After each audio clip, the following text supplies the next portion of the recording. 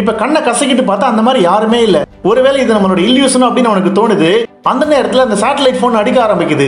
யாருன்னு பார்த்தா அந்த டிரைவர் தான் போன் பண்ணிருப்பான். அந்த டிரைவர் கிட்ட நம்ம ஹீரோ இந்த மாதிரி ஒரு பொண்ணு வந்தா அப்படின்னு சொல்லி அந்த பொண்ணை பத்தி சொல்ல, அதுக்கு அந்த டிரைவர் நம்ம ஹீரோ கிட்ட நான் வந்துகிட்டே இருக்கேன், ஆனா அதுக்குள்ள நீ அந்த பொண்ணை விட்டு வைக்காத, அவளை கொன்னுடு அப்படின்லாம் சொல்றான். இப்ப கொஞ்ச நேரம் கழிச்சு அந்த பொண்ணு மறுபடியும் வர்றா. அவ வந்து நம்ம ஹீரோவுக்கு தண்ணி அப்புறம் சாப்பாடு எல்லாம் கொடுக்க ட்ரை பண்றா. ஆனா நம்ம ஹீரோ அது எதையுமே வாங்கல. அதுக்கு பதிலா நீங்க இருக்காத அங்க இருந்து கிளம்பு அப்படின்னு சொல்லி அந்த பொண்ணு கிட்ட சொல்ல ஆரம்பிக்கிறான். ஏன்னா அந்த அளவுக்கு அந்த தங்கத்து மேல அவனுக்கு பேராசை அதிகமாயிடுச்சு. ஆனா அந்த பொண்ணு இப்ப நம்ம ஹீரோ கிட்ட எனக்கு ஒரு சிஸ்டர் இருந்தா, அவள் இந்த பக்கம் நீ பாத்தியா அப்படின்னு கேக்குறா. அப்பதான் நம்ம ஹீரோவுக்கு தெரியுது அவன் கொன்னது அவளோட சிஸ்டர் தான் அப்படின்னு. இருந்தாலும் நான் யாருமே பார்க்கல அப்படின்னு போய் சொல்லிடுறான். அவளும் அங்க இருந்து போயிடுறான். நம்ம ஹீரோ தூங்கிடுறான். அதுக்கப்புறம் கண் முழிச்சு பார்த்தா நம்ம ஹீரோ கிட்ட ஒரு நெருப்பு எரிஞ்சுக்கிட்டு இருக்கு. அவனை சுத்தி அந்த வைல்டு டாக்ஸ் எல்லாம் நின்னுட்டு இருக்கு. உடனே நம்ம ஹீரோ அந்த போன் மூலமா அந்த டிரைவரை கான்டாக்ட் பண்றான். ஆல்மோஸ்ட் அந்த டிரைவர் கிட்ட அழ ஆரம்பிக்கிறான். சீக்கிரம் வா, என்னால இங்க தாங்க முடியல, என்ன சுத்தி அந்த வைல்டு டாக் எல்லாம் நின்னுட்டு இருக்கு, சீக்கிரம் வா அப்படின்னு அழ ஆரம்பிக்கிறான். ஆனா இங்கதான் இந்த படத்தோட ஒரு மிகப்பெரிய ட்விஸ்ட் வருது.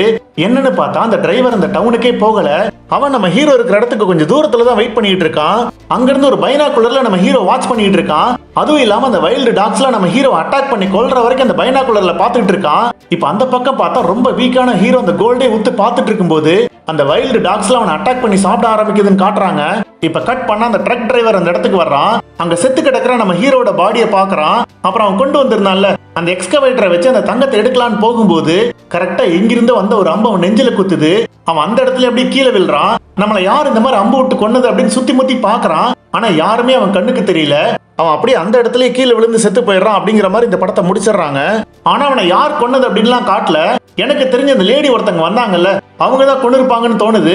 இந்த படம் ஒரு வித்தியாசமான படம். வாழ்க்கைக்கு தேவையானதை விட அதிகமான தங்கம் கிடைச்சும் அது நமக்கு மட்டும் தான் வேணும் அப்படிங்கிற அதிகப்படியான பேராசையோட இருந்த ரெண்டு பேருக்கு என்னாச்சு அப்படின்னு இந்த கதை சொல்ல வந்த கான்செப்ட் எனக்கு பிடிச்சிருந்துச்சு.